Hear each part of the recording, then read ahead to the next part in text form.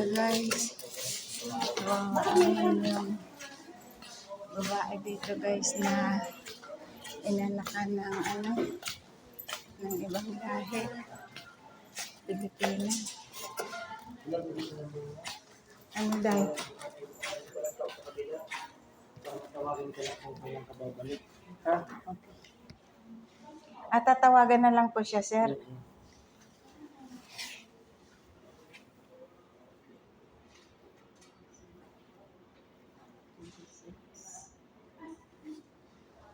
Dito lang kami sa labas.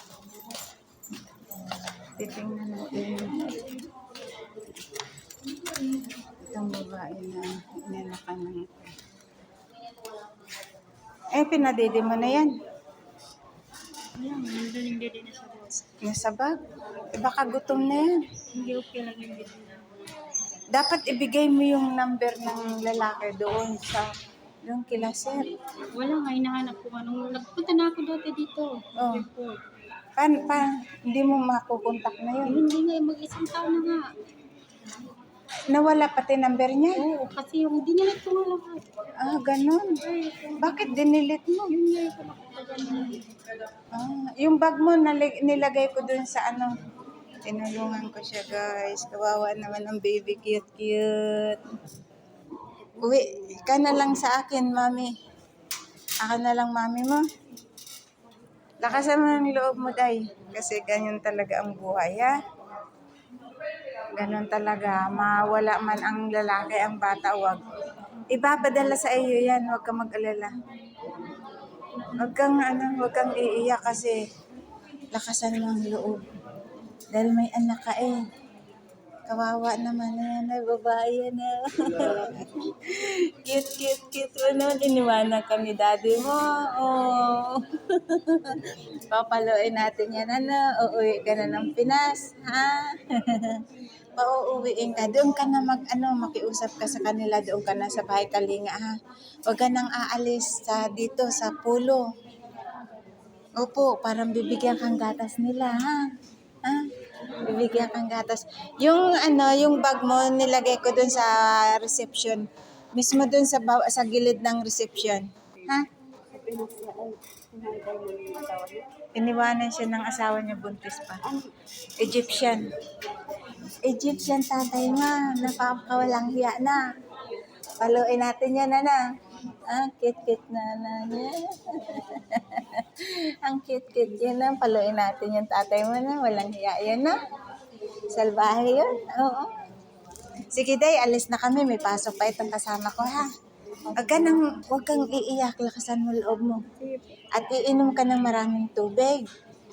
Kung may buko sana din yun ay magaling sa sa bato. Kung makauwi ka, alam mong iinumin mo, yung saging, yung katawan ng saging, bubunan mo, 'di ba yan? May tubig yan.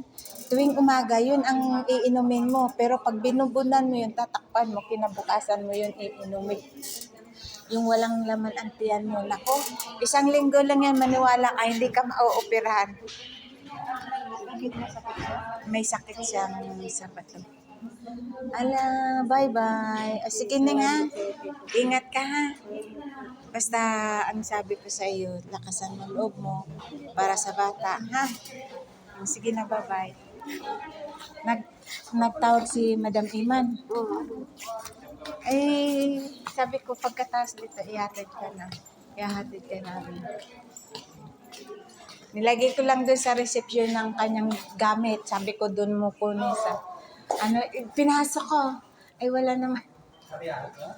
Pinasok ko. Naawa yung kabayan doon, isang lalaki. Tinulungan naman ako.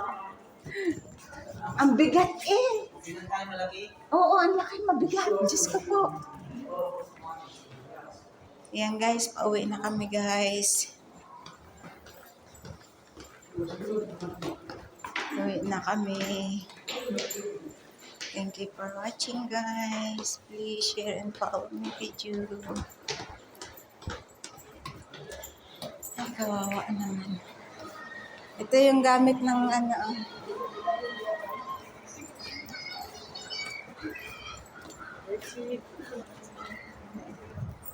Tara, dito tayo. Ano na.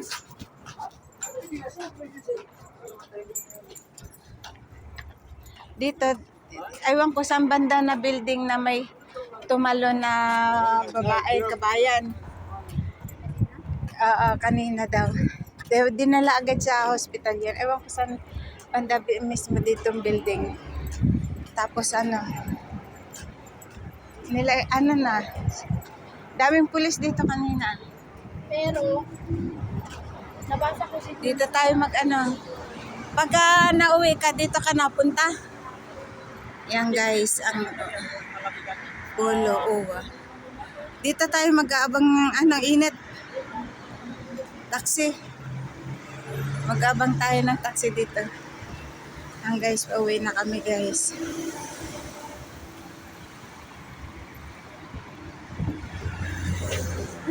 Thank you for watching.